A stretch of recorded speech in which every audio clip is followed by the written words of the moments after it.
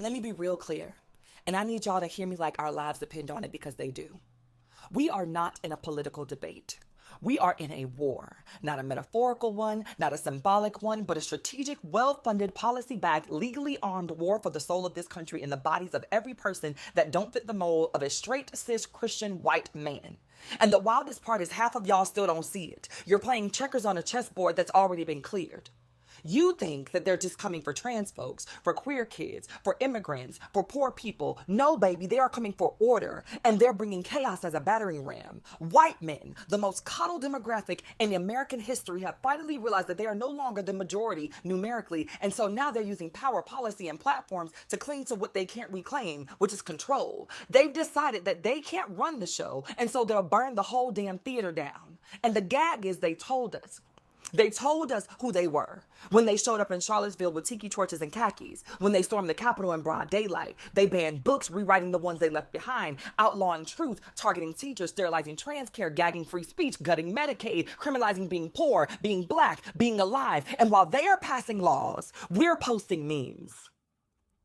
Y'all keep waiting for the moment to get bad enough. The moment was Roe.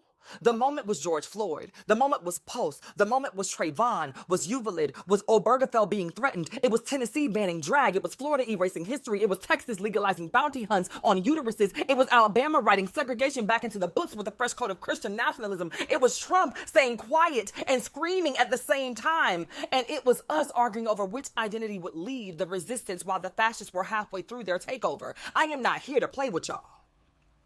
I am not here to say vote, and that I hope that you remember to vote in November. I am here to say mobilize or get mowed the down. Because while we're dissecting microaggressions, they're orchestrating genocide in suits and ties. And if that feels extreme to say, then you haven't been paying attention. This country is on fire, and instead of water, most of y'all brought vibes. White supremacy doesn't need a new plan. It's using the same playbook that it always had. Divide, distract, dominate. And what are we doing? Sitting in silos playing the oppression Olympics, letting respectability politics babysit our rage. And that ends today. I don't care if you're gay, bi, trans, poor, disabled, undocumented, formerly incarcerated, fat, femme, sex working, devout, disillusioned, or just trying to make it through the next week. If you are not white, cis, straight, or Christian and a man with inherited wealth or generational impunity, you are on the list. And if you think for 1 second that aligning yourself with whiteness, with maleness, with neutrality will save you, baby, you are building the gallows with your silence. So let's get honest. You want to know why they're winning? It's because they unify in fear. You want to know why we keep losing? It's because we fracture in ego. The right builds armies and the left builds hashtags. This is your clarion call. If you were wondering where the revolution is, it's wherever you are standing. If you were wondering what to do, start where you are. Call your lawmakers. Shut down your boardrooms. Go and fund black and queer and trans-led organizations. Walk out, sit in, raise hell, and do it now, because when they come knocking for the next person, don't you dare act surprised that there's nobody left to answer the door for you. If it gets you fired, let it. If it finally makes them mad enough to see you, let it. Because, baby, if we don't act, we are not surviving. We are surrendering.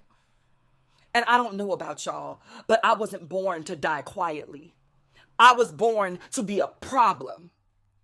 So let's become a problem that they can't solve together.